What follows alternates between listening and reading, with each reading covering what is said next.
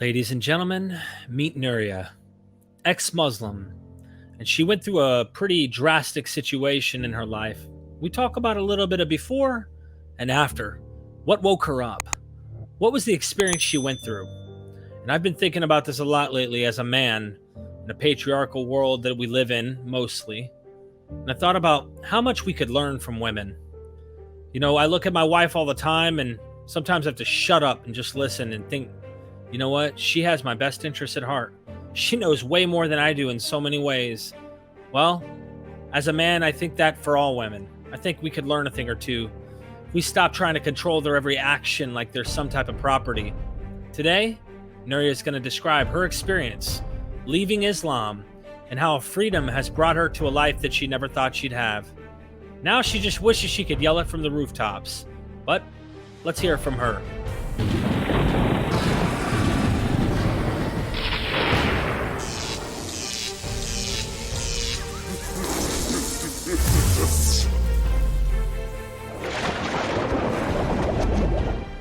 We are MythVision.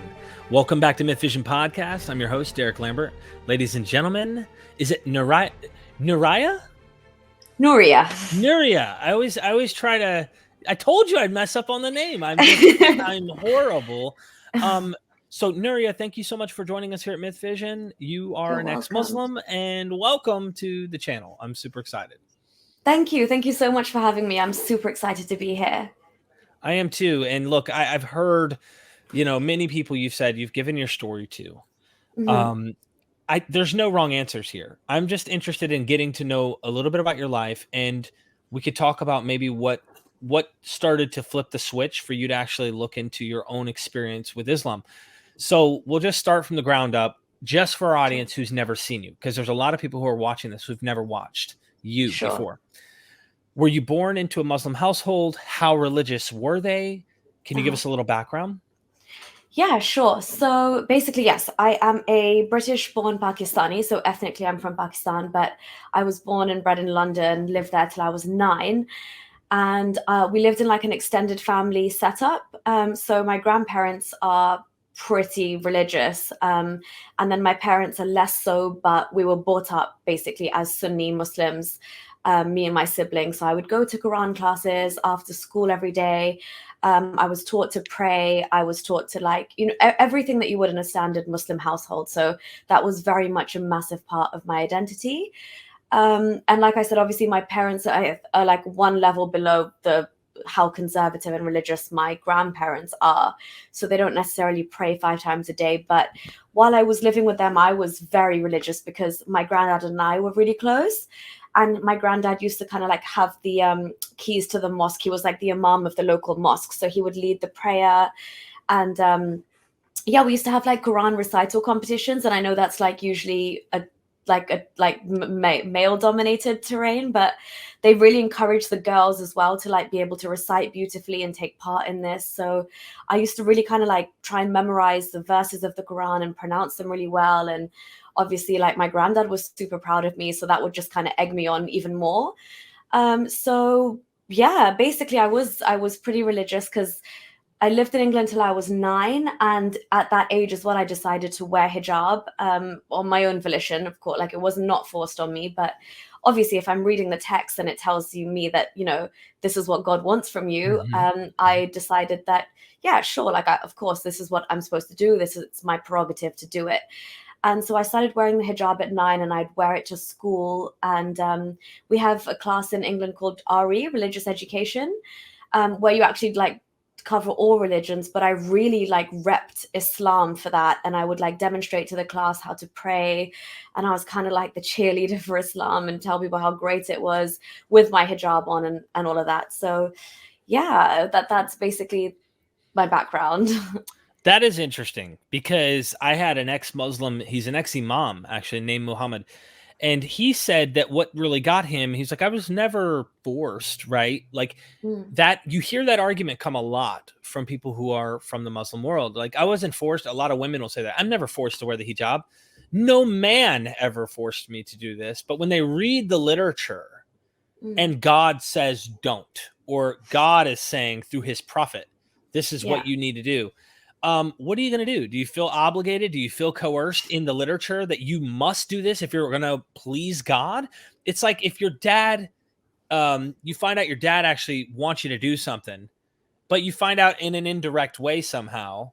Okay, but it's saying this is what your dad wants. You kind of feel forced. Like, okay, am I going to please my father in heaven if you're a Christian, or God, who's not a father according to the Islamic tradition? But Muhammad was saying that about music and art because he was a big art guy. And then he read the Quran and was realizing, oh, snap, I need to stop. I need to burn my art, get rid of all my art, get rid of the music. Like, that's how far that it'll take you. So I just want to parallel that for your, sake. And it's a little different because women, like some of the Muslim women that are online that are out here in the chats, they're acting like I was never coerced, and they're very happy doing this, like Ninja Mommy and other people that are out online. They're like, I've got it made great. I don't feel pressured. But did you feel pressured from the text that this was something that it wasn't like someone had a gun to your head, but like God's not happy if you're not doing this, right?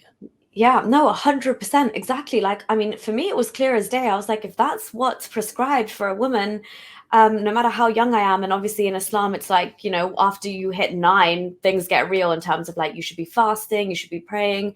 So I was like, this is the natural next step for me. Like, why would I want to get to heaven? Why am I going to like deliberately disobey God? And when I did wear it, it was weird because obviously like my Quran teacher in the mosque was thrilled and she was encouraging it, but at home I didn't get the same reaction. And I was thinking that they're all mad. I was like, do you guys not want to go to heaven? Like, why aren't you doing it? Why are you not wearing it? And you're questioning my choice to wear it, because I think there's a taboo around putting it on and then taking it off is quite, it's like, oh, you're pious and then all of a sudden you're backtracking. That seems worse than not wearing it in the first place. But I was so young and they were just like, are you sure? Because this is a decision for life. And at the time I was 100% sure. And I was like, don't you guys want to follow God's commands? This is written for us to do and you're not doing it. So how are you just openly disobeying God? So I couldn't wrap my mind around that. As a 9-year-old, I thought, of course, God says it, I'm going to do it. Yeah. Wow. Okay. So that's an interesting point, that your family weren't really encouraging that. That's a special point you make there, because I was watching a documentary recently where a lot of the girls who are, doing that are oftentimes the ones being kind of nurtured in that direction. They have a grandmother or a mother or someone that's kind of saying, when you have your period, when you become a woman, it's going to be time, and what we should do, this is what we should do, this is what you're going to do. And like, they're trained to do that. But you literally went from your religious standpoint in the text and kind of went against your own family's wishes in a sense and go, I'm going for God. So that's a sign that you're more extreme a little. I don't mean in a bad way. I mean it like you're more devoted. You see what I'm saying? Yeah, no, 100%. Because I honestly was flabbergasted. I was like, if this is what the Quran says and this is what our text says, surely everybody's end goal is to get to heaven, right? Like, that is what you would do. And the way you do that is by following God's command. So I couldn't understand why these women weren't covering up. It was weird to me that you're deliberately just missing out on something that God tells you to do, and you're still expecting a positive end result. So I was like, I'm just going to play by the rules. From as early as possible. So yeah, it was weird I honestly, when I did decide to wear it, I thought I was going to be, get all the mashallahs, the alhamdulillahs, the applause, but it wasn't the case. Even somebody like my grandmother, who is quite religious conservatively, I mean, obviously there's cultural nuances which come into play, and she's probably thinking like way down the line in the future, like, what if your husband doesn't want somebody that, I don't know what line of thinking that was. But I think that's where it comes from, that if I were to change my mind, which I did, as you can see, but if I were to change my mind, that looks worse than me never wearing it in the first place. Right. Like for me, I guess and I'll just give you an example. Maybe you say yes or no on this. I've never been a Muslim. And so I'm already kind of viewed like to Muslims, like, the guy's an atheist. He's antagonistic in some way. He wants to point out that there's flaws and stuff. He wants to like wake people up somewhat, but it's not as bad as if I had converted and then I left and was speaking against it. Like, poor ex-Muslims. I've seen the kind of things you guys deal with. So this is a question in the vein before we get to the light switch. How did you feel when you wore that? Did you feel empowered in some weird way? Like, did it kind of make you feel like I'm keeping God's, like, superior in some sense? Like, I'm right with God, and you could kind of look down at others who weren't actually doing this? Yeah, I mean, honestly, I expected that I was gonna feel like a hell of a lot closer to God because I was just like, I am definitely doing the right thing here. So, I did kind of feel like this low key like superiority that I wouldn't even call it. I was like, I'm on the right path. Like I'm Right. doing what I need to do, and all of you, you're onto yourselves. Whatever, like on the day of judgment, you have to deal with answering that question about why you didn't cover up. But again, I think it was because living in London as well, when you are like you're mixed with in such a diverse school, and I think being a Muslim was such an integral part of the identity that I like the hijab was almost like a symbol for me to show the world that I am a Muslim Hmm. girl and I am a Muslim woman, and that kind of thing. But then literally from like I'd say a week into wearing it, I was questioning because obviously my lifestyle had changed now. Before I leave the house to go to school, I have to put it on and I have to like fix it up and all of that thing. But I didn't feel any closer to God in my heart wearing it than I did without. And that did play on my mind like a couple of times. Even as a 9-year-old, I was like, Hmm. my heart is the same. It's just this is just a piece of cloth on my head. Yes, I feel like this is gonna like help me out and get me to heaven, and I'm following God's commands. But honestly, the connection or the innate like feeling closeness to God, that didn't change. I was like, I'm still me. I have the exact same personality. I have the exact same heart. Like it's not nothing has changed. This is just an outward symbol. But yes, walking down the streets of London I was very proud to kind of be like, yeah, this is my identity. This is who I am. This is what I represent. And this cloth is enough to tell you everything about me and what I stand for. Mm. How many years did you wear the hijab? Oh, literally less than a year. Okay. So you were Yeah. only okay, you took it off when? 10 or 11 or Yeah, I think, but by the time I was 10, it was off because I was very I was a tomboy as a child. So I would really like I'd play football. I had a lot of guy friends. We used to be climbing frames, and it just wasn't conducive to any of that. Like I felt like it was dangerous. You know, when you clip it with pins as well, and you're in primary school, the teachers would tell my mom as well that, you know, she shouldn't be playing football and the pin could like hit her neck, but I refused to change it to the other style. So it eventually just came off because I was like, this is not conducive to. And again, like I think that really played on my mind the fact that I was like, I'm doing this. That's great. Nobody else around me is doing it. So why am I the only person like following this command? And second of all, like I said, it didn't enhance my connection to God, if that makes sense. So then I was yeah. like, yeah, it's just a little symbol, and it wasn't. I guess if my family had encouraged me more, I probably would have stuck with it because there is a huge taboo around taking it off. So I have cousins of mine who made the same decision a couple of years later and they've stuck by it. And I've had conversations where I'm like, is this really what you want to do? Is this like, you know, a choice for life? But the taboo around taking it off has just kept them wearing it forever. And it does, like, you know, and you do see like someone's um entire attire change as well. Like when you go to weddings or you go to these functions, they can never dress themselves up to the same extent. And you know that sometimes you wonder, like, are you missing out or do you feel like you're missing out? But it's almost like I've made my bed, now I have to lie in it.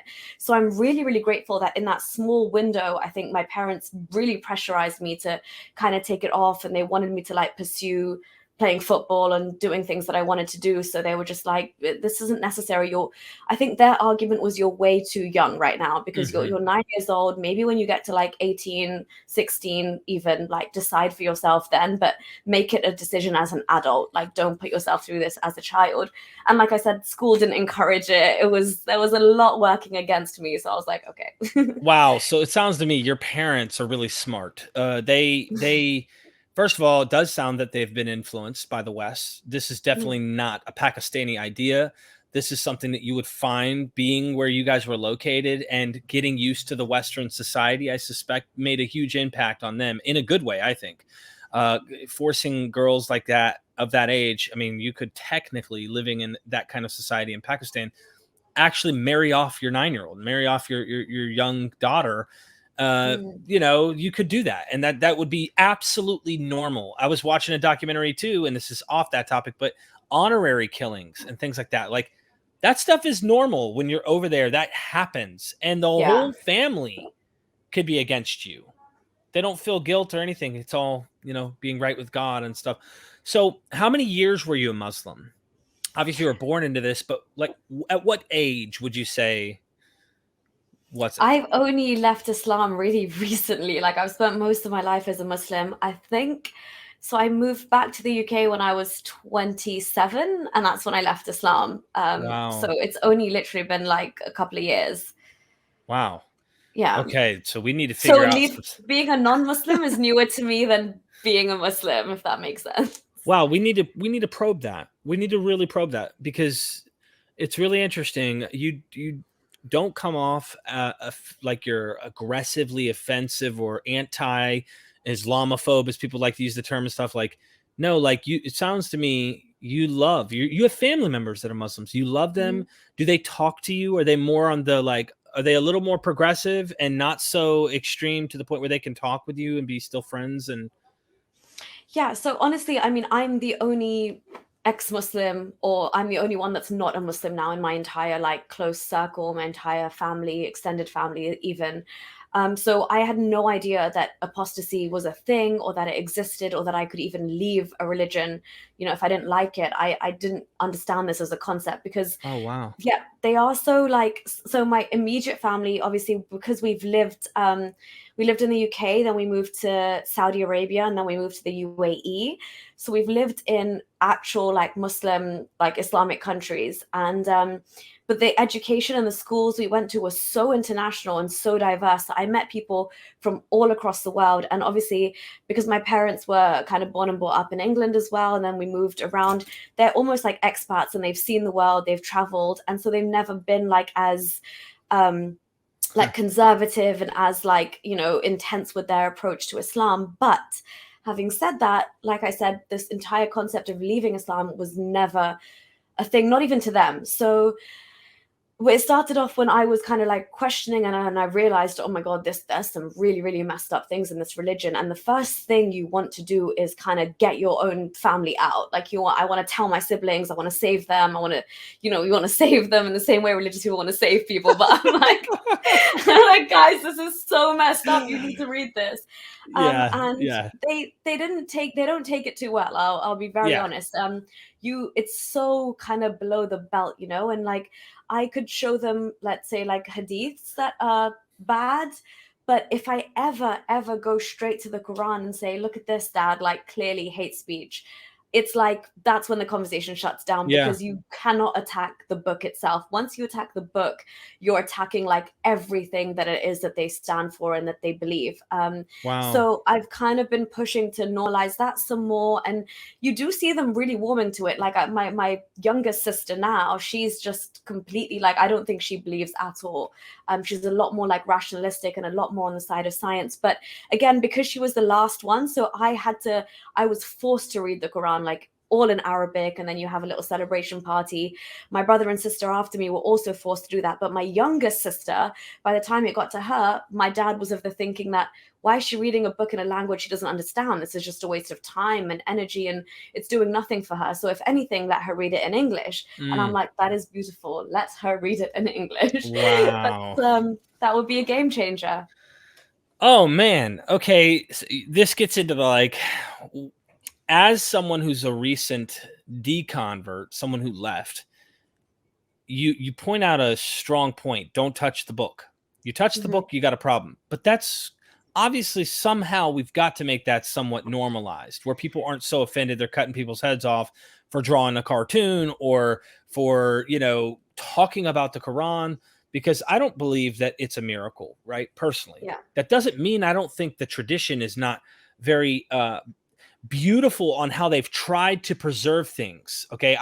I'm saying this as a human, like as humans who are trying to, and I'm not talking about all the ugly stuff. Trust me, we can get into ugly stuff. The point is, I'm simply pointing out that there's a human exertion involved on trying to preserve this tradition, and they're trying to do that. And in that sense, I can find beauty.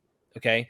When you get to the ugly stuff, we can always get there, but we got to be able to talk about it.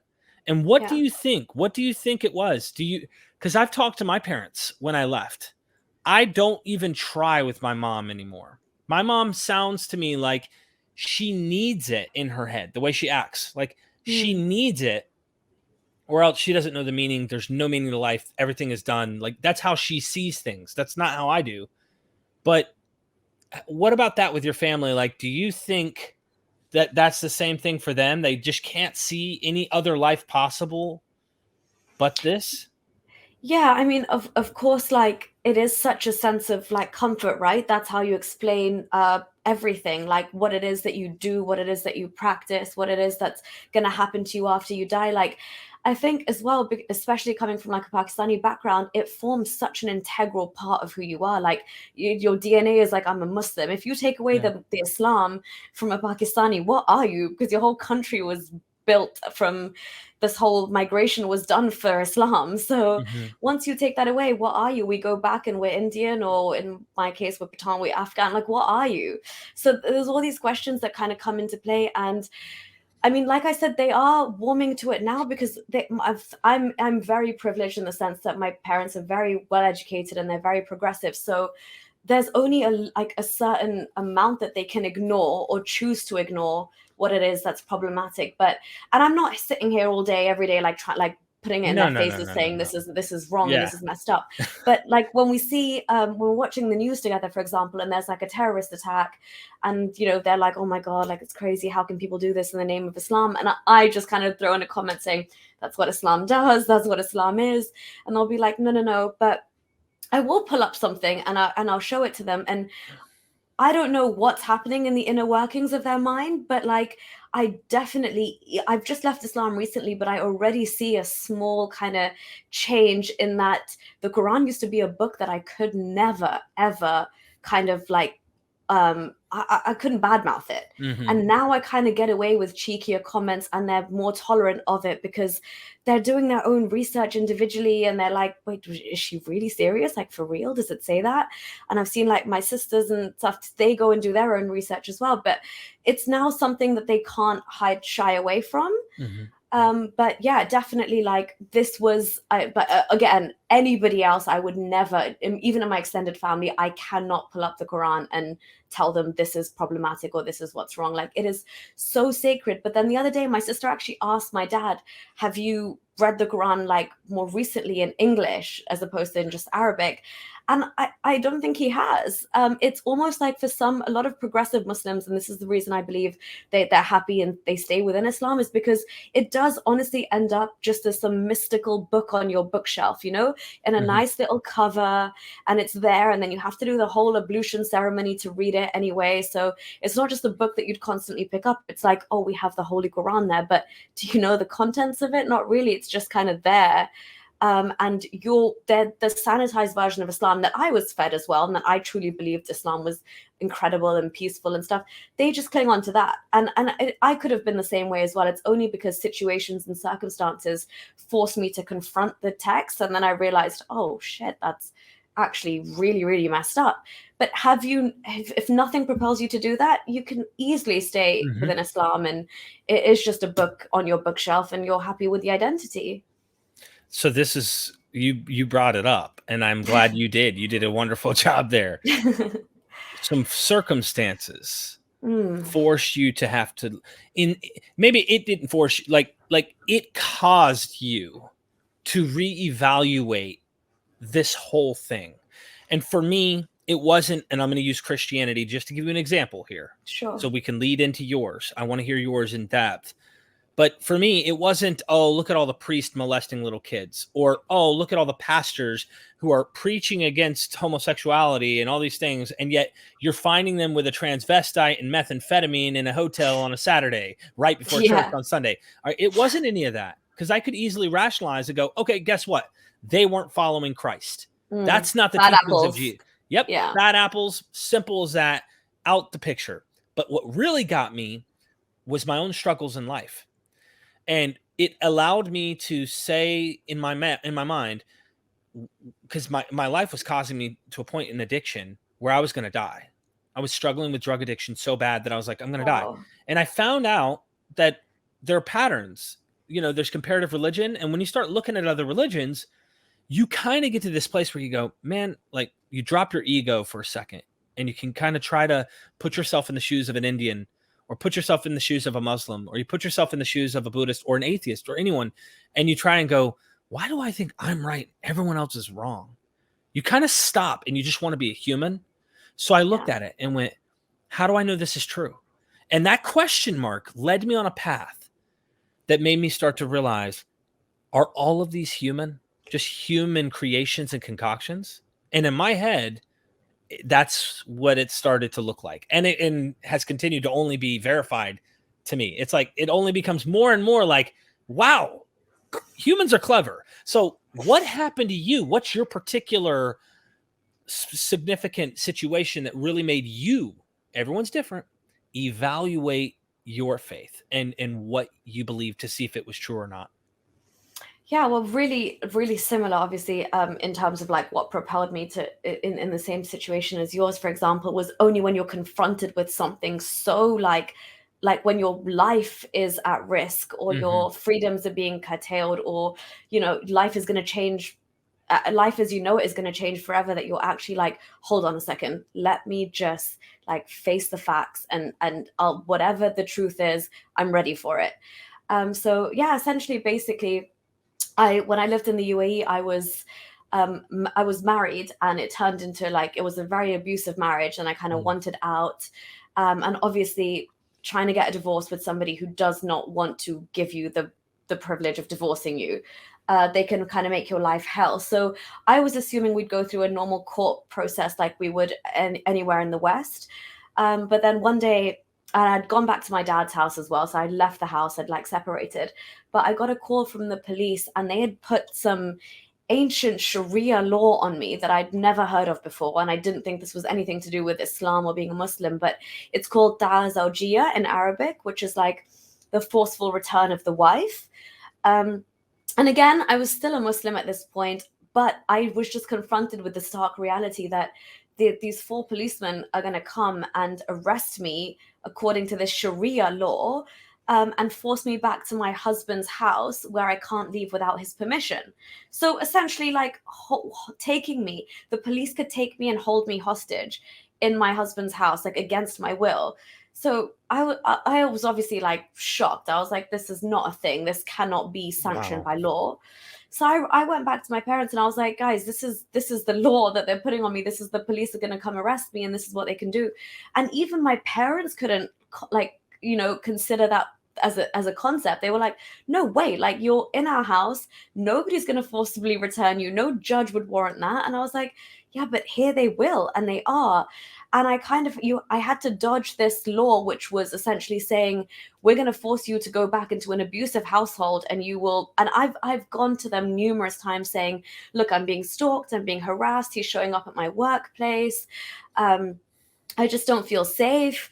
And all of that is put aside. And because of this law, which, I mean, I had to go like a year and a half later, when I got out of this mess, when I researched it, is obviously what led to like the breakdown of my faith, because I never, ever believed that a God, specifically Allah, would sanction the fact that I was to return to a situation where genuinely my life was at risk.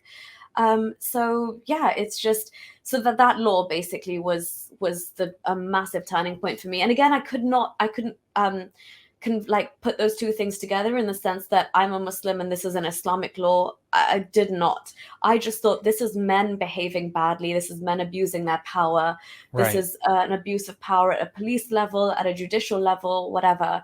But then, like, going through the whole process as well, Islamically, to get the divorce and to push for it as a woman, I'm telling them all these concepts that they don't understand, like, mental health issues, all of these kind of things, that they're literally, the policeman in the station would just sit there with like the Arabic miswak thing that you clean your teeth with.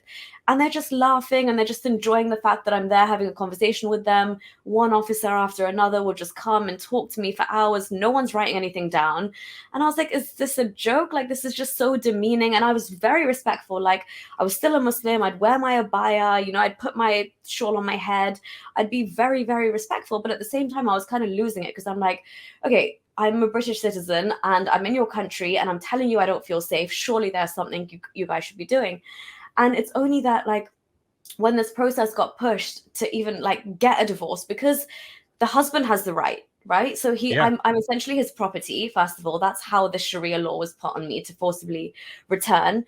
And obviously, when I looked into it, this stems from the idea that if you fear disobedience from your wife, you know, you're able to beat her, you're able to like forcibly. So this law, I googled it as well. It doesn't apply in most like Gulf countries anymore, but in Egypt they still use this, and they still, like, the judges still do commentaries on what like and disobedience means and what you can do legally to enforce if you even fear. The Quran says if you even fear disobedience. It's not even that disobedience has to occur. And like, even as a Muslim, then I was like, okay, that's okay. But now I understand the concept of obedience is so messed up in itself.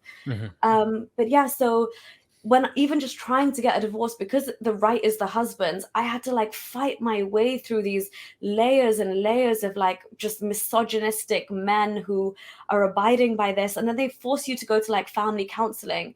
Again, so Islamic in nature. Like, the first question they ask you is, how many times a day do you pray? Have you lost your connection with God? Maybe you two should go away and pray some more and then come back and you'll change your mind.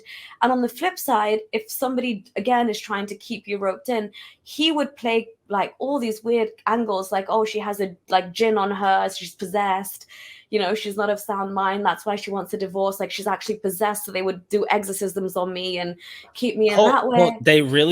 Hold on, they did that? No, so he was pushing that narrative for them to do that, obviously. Okay. And I was there like, no, this is like me of my sound mind telling you he's like abusive and I want to get out of this relationship. But they're just there like, okay, well, why don't you go for 2 weeks, have a coffee with him, pray 5 times a day. Your iman, like your faith is weak, and that's why this marriage is crumbling. And you have to push past like layers and layers of that. And then you finally get it to court. And again, like, eventually when I did get the divorce papers, it's just so demeaning for a woman. Like, after everything I've told them and everything I've been through, they're like, oh, okay, well, the husband should pay you maintenance for like this many months. And it actually says like in the divorce papers, like, he can pay you this many dirhams for like makeup expenses.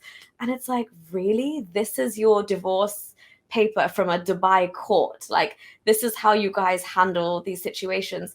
But again, even that would have been fine, but it got to the point where this abuse and the harassment, even from the police, got so incessant. Like, they would call me up on the weekends to come to the station. And as a girl, as a woman, you don't have to go with, when 4 policemen show up at your house, you don't have to go with them unless there's a female officer present, which I thankfully knew, because they tried that many times. But then I actually said, I'm in my father's house, which even Islamically, you're always a property in Islam. So you're either your husband's or your father's. But I had said, I'm back with my father. So he's technically my mahram, it's like your guardian in Arabic. So I don't want to go anywhere until he's back in the country, because he was abroad at the time. And if you're going to take me to the station, then I need to inform my embassy, because I know what happens when people get mixed up. And you know, you could just become a number in the police station and never be seen for like weeks or be held indefinitely. And I was like, I'm not going to let that happen to me. So obviously they had to listen to that, but then you're forced to sign papers in Arabic, things that you don't understand.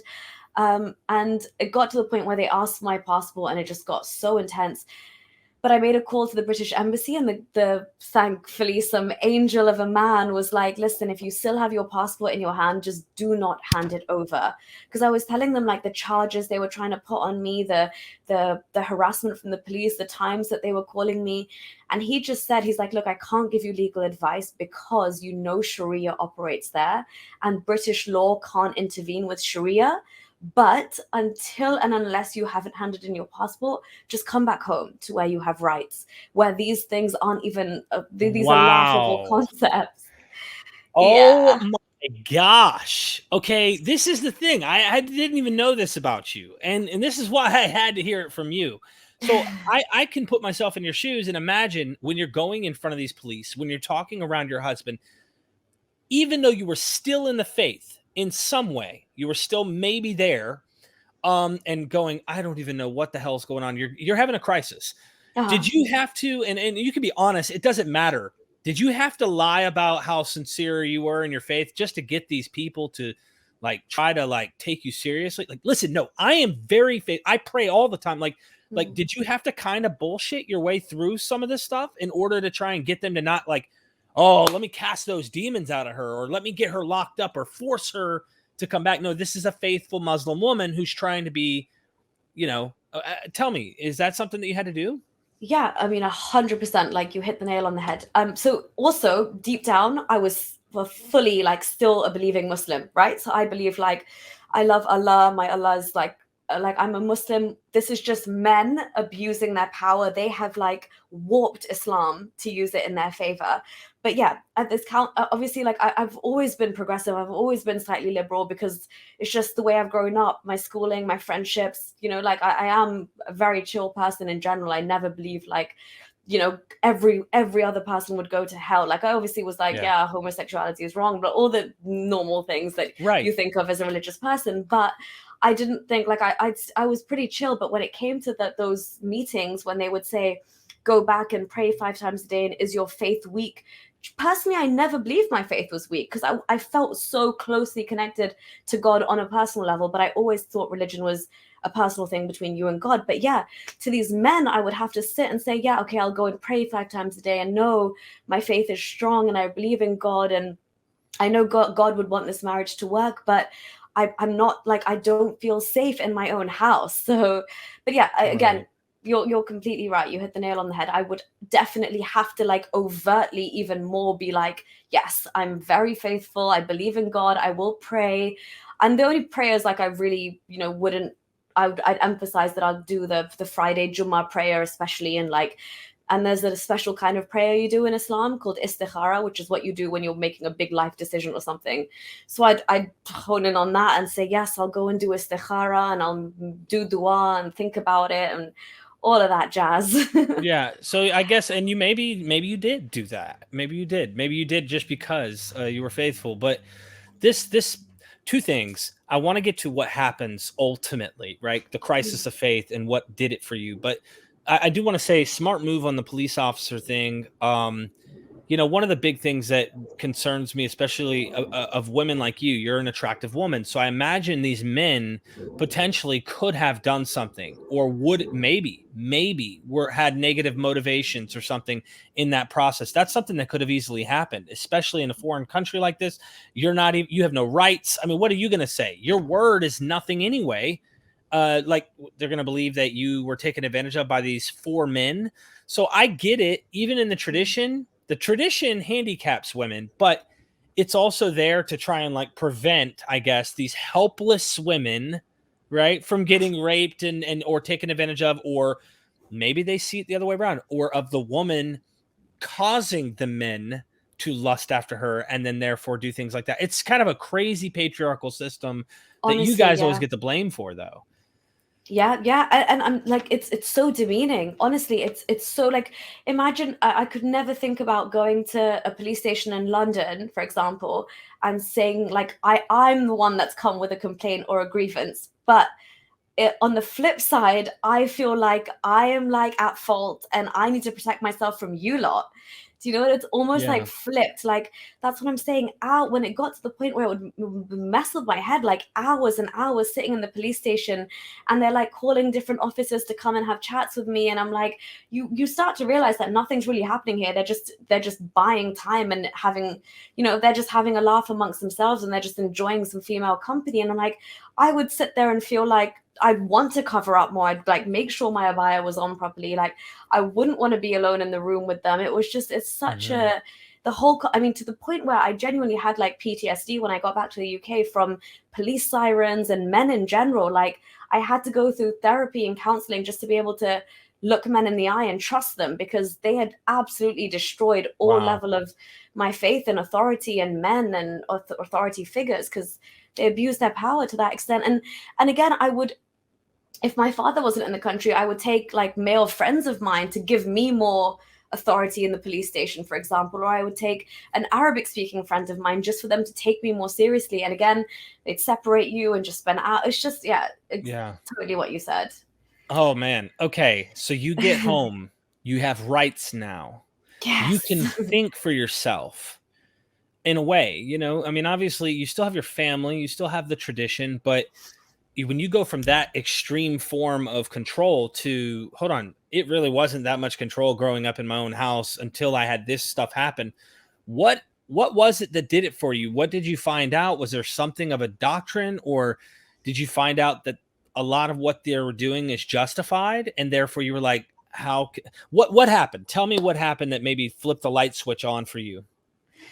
Yeah, so obviously when I got back, I was like, okay, when I had like things had calmed down, and I was like, now I need to like understand myself, what happened to me and why that happened to me.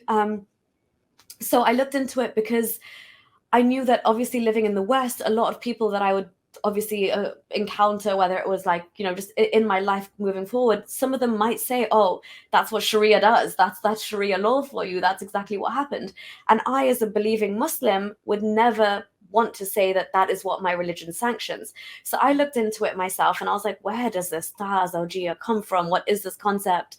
How could they claim that this is from God? Because I had studied Islamic law as a module at university, and I know that Sharia derives from the Quran. Like there's basic principles, but they're all found in the Quran, and that's how you use and Sharia law applies. So I was like, where in the Quran would it ever say something like that to be able to force me to go back to my husband's house? So lo and behold, I looked into the Sharia law, and I found out that it still works in Egypt and Morocco, and some of these countries still employ this. But I was like, okay, if Sharia is derived from the Quran, let me go back to the Quran itself and see what the Quran has to say about women and obedience, and where they could have, again, in my head though, I was like, men have taken this verse and like skewed with Abused it. it. And yeah, so I was like, okay, let me see how they messed with this verse, my perfect Quran, like how they messed with it. So I looked into that, and I didn't even bother in Arabic. I was like, listen, I'm going to just read this in English now. I want to just get to the bottom of it in my own language, in a language I understand. And like clear as day, when I read those verses about if you fear disobedience from your wife, admonish her, blah, blah, blah, separate your beds, and then finally beat her, daraba, like that word. And then again, I could not believe what I was seeing and reading. And I was like, no, this can't be. Someone's translated this wrong into English. So I went to actual native Arabic speakers, and that's when I actually first ever typed into YouTube, like, is Islam the truth? And I went to native Arabic speakers at the time. I think it was the Master Arab was putting out videos, and Sharif Gabber, and they were the ones who were like that is what it says in Arabic. Don't get it twisted, and don't let them fool you into thinking that daraba means beat lightly with a toothbrush or something. Like the word is there. So when I started reading about that, I was like, no, like this cannot be. Even if somehow this is what the Quran says, the Prophet would never have treated a woman like this, or he would have never acted in this way. Let me go back to how he dealt with women and how he treated his wives. So I went back to the Hadith as well, and I started reading about the Prophet's life. And I just realized there was a whole host of things that you'd never been taught. I was taught that the Prophet's sweat smelled like roses, and he was the nicest man, and a woman would throw garbage at him and he'd never respond. I had no idea that he married a 6-year-old and consummated the marriage at 9. I had no idea that he took sex slaves. Like, opposite, I thought he freed slaves. Islam was like the emancipation of, and I just literally, I think I spent a good year and a half where I just hibernated at home and I just educated myself, and each day was just like, it was just like bombs dropping, and I was like, this is insane. And I got to the point where I was like, I cannot anymore like look myself in the eye and call myself a Muslim. Like, I want to be as far away from this ideology as possible. But yeah, it was only when I had to actually confront the text in my own language. Like, it is horrible. The misogyny in the Quran was enough, by the way, to put me off. I just needed to know that, like, I'm not checking out of this ideology for nothing. Like, I have to be so sure, which is why I went back to like the Hadith and the Sirah as well, and like all of these things where I was like, okay, this in its entirety is crap. But the Quran itself was more than enough more than enough. And I had like read the Quran as well when I was a teenager. There was like there's a really important night in it's called Laylatul Miraj, which is like the night where the Prophet supposedly went up on the flying winged horse. So that night is like a day off in Dubai as well. And I remember trying to be really like, let me read the Quran today in English and like let me really connect with God. And I just remember like it was so weirdly enigmatic that I was like, because I'm really interested in history as well. So I was reading about like who they say is Alexander the Great in the Yeah. Quran, and like King Solomon and the Queen of Sheba. And in the Quran, she's described as like, you know, having like these hairy legs and half like animal, half woman. So I would go and watch documentaries and I'm like, who was the Queen of Sheba? What area did? And I was like, the Quran set me on like a wild goose chase and it just put me off. But it only made sense because when I actually read it as an adult, I was like, this is nonsense. Yeah, so it's not literally, obviously, historically true. The whole two-horned man, I can't what's the name of it in the Quran, but it's Alexander. Man. Yeah. Yeah, that right there. I said this the other day. I did an interview with Marijn van Putten and, of course, Sean Anthony, other PhDs that are Islamic scholars in the text. They know the history. They know the Quran. They like all of this stuff, like not like average, like experts. They know all of the various variants and you name it. Like the Sana lower text, the palimpsest, and all that stuff. Things I barely know how to say, like mutawatir and the Kirat and all this different things. I'm trying to figure it out, like all that stuff, and they're all over it. And at the end of the day, the Quran has been, and I'm going to say this is bluntly, been pretty well preserved since Uthman. Okay, yeah, there's different they had ones that were sent to different regions, I guess you'd say, that were written for different regions. So there might be a little bit different spelling, like, for example, color, COLOR, or COLOUR, right? If you're in a different region of the world speaking English, you're going to spell it this way, and then blah, blah, blah. Well, that still didn't matter to me because I try to explain to people, when you look at those stories, men who hibernate in a cave for 300 years, that's a Christian story that came earlier in early church. You find out about the two-horned man. This is Alexander the Great. We know he was a pagan. We know. Yeah. We know this. We know that. It's So I just had to make this comment, but I wanted this to be about you, this whole show. But I just want to make this comment, like, when Muslims come to me and they talk about like, oh no, the Quran is true. I love what you do against Christianity. I love what you do showing the Old Testament, the Judaism and all that stuff, like issues with that and all. Love that, but the Quran is true, and here's why. And I'm like, I don't think you're understanding, like, all of the sources for all of that material for the Abrahamic faiths is older than the Quran material, older than everything you have. And you're saying all that got corrupted. And yet your text is intertextual with this older stuff, but you claim you got it right 700 years after the New Testament stuff, right? Well, maybe not quite that, maybe depending on what text we're talking about in the manuscript, but nonetheless, older than the way even further than the Jewish stuff, Dead Sea Scrolls we can look at to validate and verify this stuff. There's too much here. So if I've already came away from the Abrahamic faiths, what makes you in your head think somehow I'm going to look at this and not be critical, number one, and try to find holes, because that's what I'm going to do. I admit preservation's great since Uthman, but before that, we aren't certain of what to do.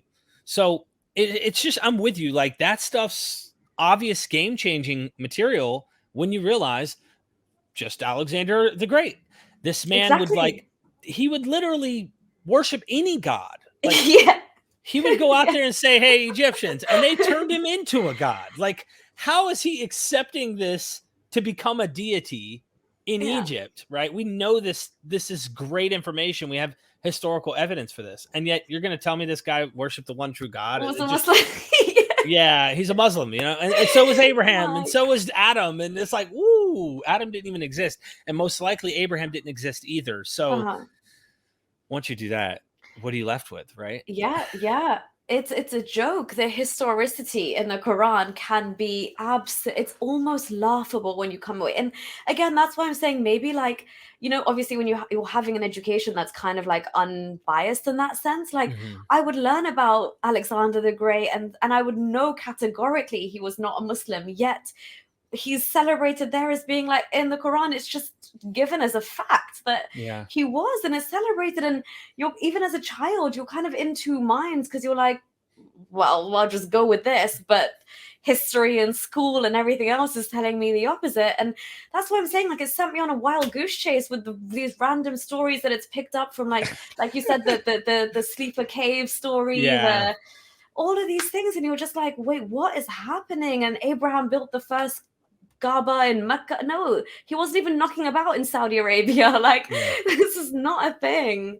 Yeah, that's a really interesting point that what is his name, the guy who's, you mentioned, a YouTuber that did a lot of material that, Sharif Gabber? yeah, I feel really, I'm trying to obviously get a hold of him, right? And I Yeah. messaged him on Instagram, and he messaged me back. He Oh, messaged wow, me back, okay. and he was like, "Bro, I can't talk right now while I'm in Egypt."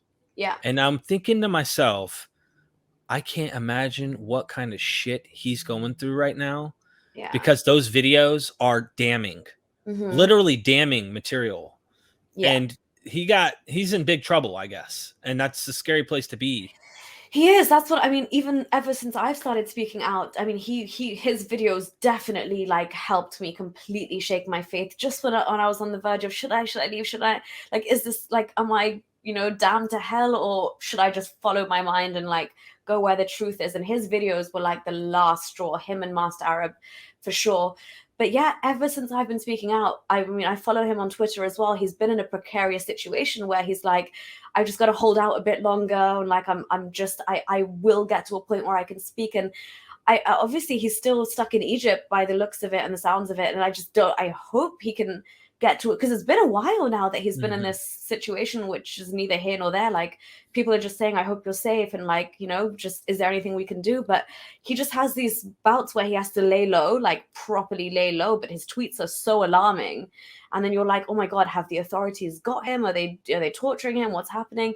And then sometimes he'll come out and say, I'm working on a new video, and you're like, oh, you're okay, you're alive, you're safe, it's all good. But yeah, I have so much respect for that guy, and I really, really hope he can get out of that country. And I'm surely there's organizations out there as well that would be able to help facilitate that. But I just don't even know how much he can like let on about his situation while he's in Egypt. Again, these countries are insane. I'm telling you, like, the authorities, you do not want to get on their on the wrong side of them. And he seems like he's been on the wrong side. He went to prison. It's he's done this. He's been in trouble for this before. But I wanted to relate all that back to your message and the fact that you started to investigate.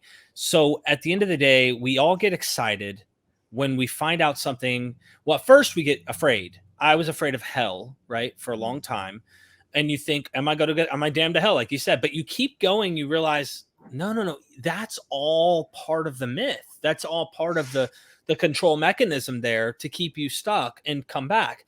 How that develops, you can actually look into the development of the myth of hell and see how this stuff comes even from the Greek world, and where they may have gotten ideas from, how it naturally would have evolved. Look at a volcano. Where's fire coming? Out of the ground. Oh, okay. So there must be a place in the ground where there's underworld where you're going to go. All that being said, you want to tell the world what you found out, and you want to keep them from these type of harms. This goes back to the beginning. You tried talking to your parents. Did they have to finally tell you, just shut up, I don't want to hear anymore? Yeah, in other words, yeah, it was kind of like, listen, like, we can coexist, and we can all agree to disagree here, but I mean, stop dropping truth bombs on us. Like, we're comfortable in the lie. Some, like you said, some people need the lie for comfort.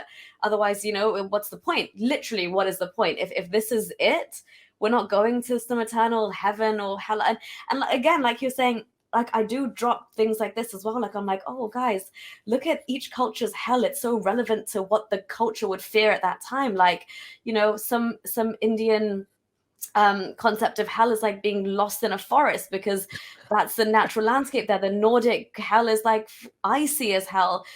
Arabs, the thought of fire and heat was like hell for them. It's you can see how it's so localized, and again, like, the metamorphosis of the concept of hell and where it first originally came from.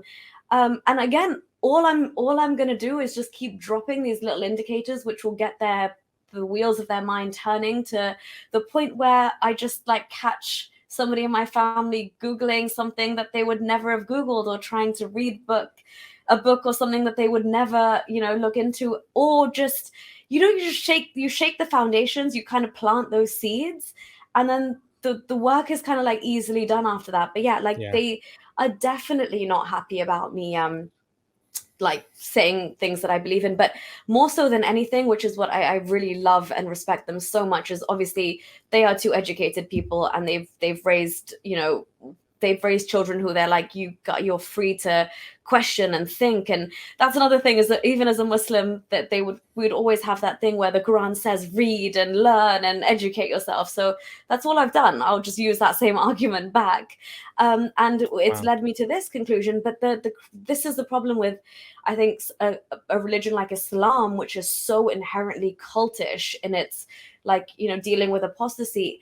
My parents, I don't think their biggest concern is me even speaking out, because they're like, you know what, you're on your journey, and if this is your path to truth, then so be it. But it's more like, all they ever ask me when I'm going to events in London or wherever to speak, they're just like, are you safe? Are you safe? Are you safe?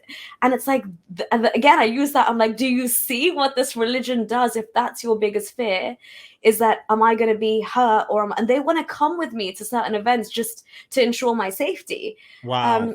Yeah. Oh my gosh. Yeah, that's a big situation. I mean, I don't ever have that. They just say, hey, safe travels, like like my parents, and my mom doesn't like me doing what I do. She knows that it's going to help me take care of my family and do what I love to do, but she doesn't agree with me at all on this. She tells me to pray all the time. Just say a little prayer, Derek, just to keep God on your good side. And I'm like, okay, but I just get her to, feel better about herself and about all of this, so she's not worried about me. Never do you have that issue with Christianity. In fact, I get people who are like, hey man, since you've already done what you've done, and I haven't done a lot yet. I've barely started scratching the surface on anything Islamic. I've just heard about it in passing back in the day. Like, you hear things, but you don't really know the religion. So I look into it further, and I'm already going, okay, there's some hills that I think people want you to focus on, and they want you to focus on preservation, all this stuff. And to me, at the end of the day, you can grant all that. You could say the Quran accurately is telling you what Muhammad said. It wouldn't matter. You run into the two-horned man. You run into these things that are called intertextuality. You find out, even if you grant all that, it's all faith for Muslims. But if you're going to be factual and historical, we can show you where that literature comes from. And when your tradition has Muhammad not being a merchant as much as possible in a lot of these traditions, so that he didn't encounter ideas from people beyond his little bubble, so that he directly got this from Gabriel and never got this from any rabbi or Jew or Christian, I see what you're trying to do. You're trying to protect it. Plus, you want him to be, you don't want him to be a merchant. You want him to be a shepherd, because if you look back at the Abrahamic faiths, all the prophets were shepherds. So what's this guy doing, haggling, going, oh, I'll give you 2 for 10, 2 for 10. No, 2 for 8, 2 for 8. That's not honest work. That's the worry. They don't want him to be a merchant because it's dishonest work. And they don't want the prophet having dishonest work, if that's even true. I don't even want to die on the hill there, but when people tell me, don't ever visit Saudi Arabia, don't ever come to Egypt, if you do, and you're well known enough, you may not ever get out of there alive. And I'm thinking to myself, that is what I'm against. I am against that. And to me, it's that ridiculous that an idea that thinking is wrong. It's wrong to think. Yeah. That's insane. Even when I realized that, like I'm saying, I didn't even know, right, that if I don't like this religion, I can bounce and check out of it. But then what's the punishment for checking out of this religion? That's when I was like, this is actually a cult. This is cultish behavior, when the punishment for leaving is death. There is something severely wrong. There is something severely wrong that they don't want you to question, and they don't want you to examine it. And it's just like, definitely heed that advice. Do not go to those countries at all. And this is a sad reality of the fact that if we want to speak out now, so many of these countries are just off limits. Like I can't. My brother lives in one of these countries. I can never go there and see him. It's just a write-off.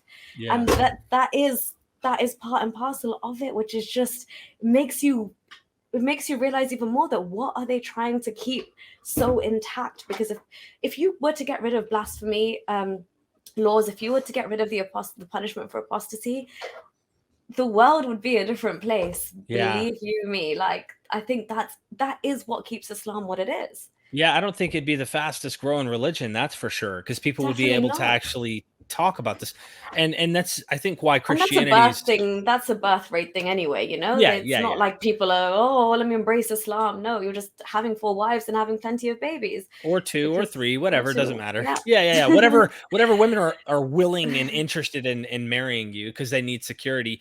But there's a lot of that. I mean, and every situation is different.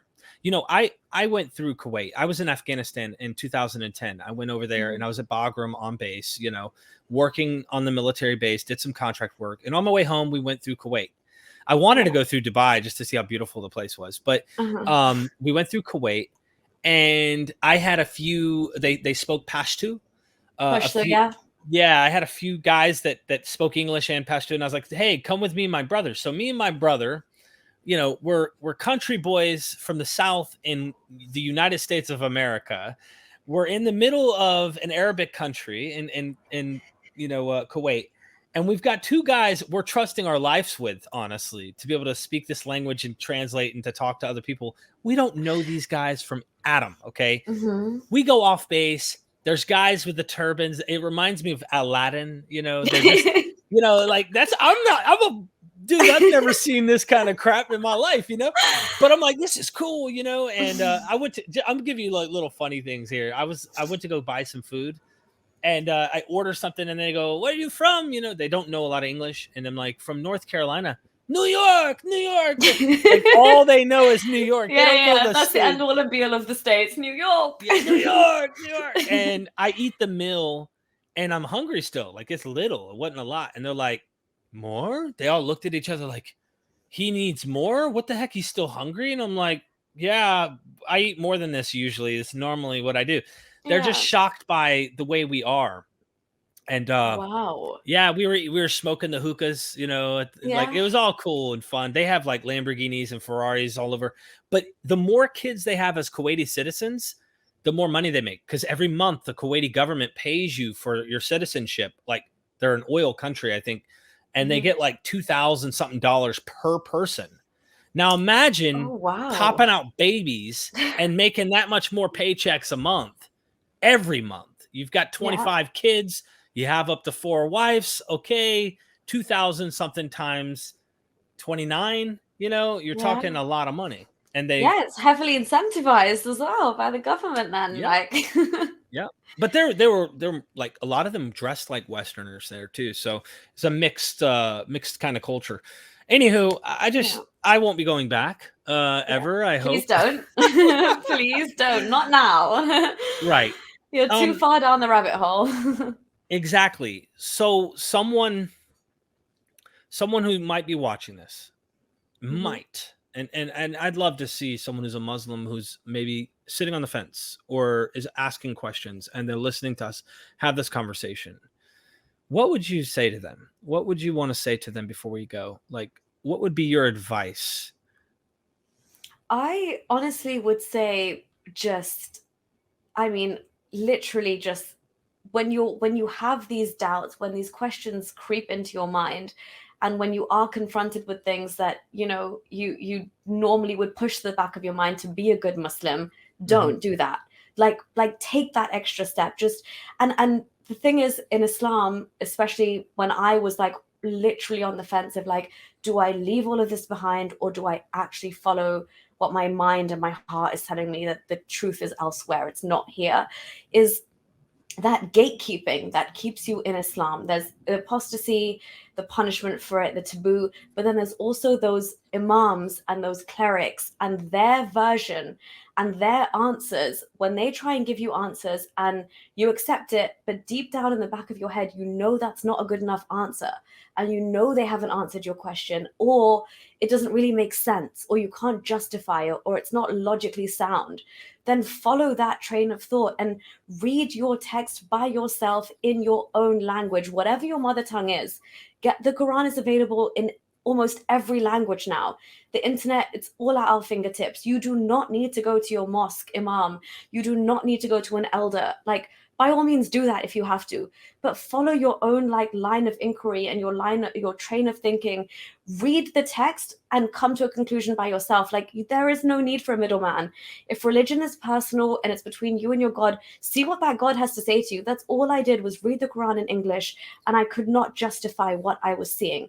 And I don't need another man who's gatekeeping Islam to come and tell me that my version of what my brain says when I read that is wrong, and therefore I should stay in it. Like, no, that's all. It's all part of keeping you from questioning, and that's the biggest thing, is when you think for yourself. That's their biggest fear, especially as a woman, when you realize that this religion, it has nothing to offer you as a woman. I'm sorry, not in this life, not even in the hereafter. Like the Prophet said himself, the majority of hell dwellers are women.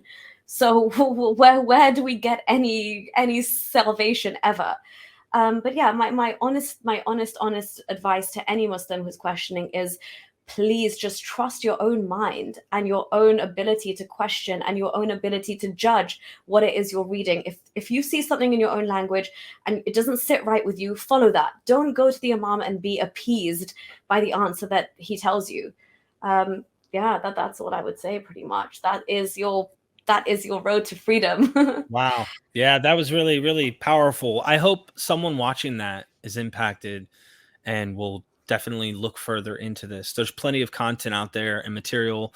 If you're really looking at trying to see if it's true, that's something to inquire about. I love going to the academics to try and understand the sources and things like that. But at the end of the day, there's plenty of reasons. If you're looking for something outside of that fundamentalist world, you can easily find it. And it's definitely there if you're willing to look. Thank you so much. Go over to her YouTube channel and make sure you guys subscribe, follow what she's doing. You're on Twitter. What else do you have? Where else are you at? Yeah, I know at the moment just Twitter. Twitter and YouTube is pretty much it right now. Instagram is a bit crazy for me to open up, so I haven't done that just yet. But yeah, Twitter at Nuriyah K and Holy Humanist on YouTube.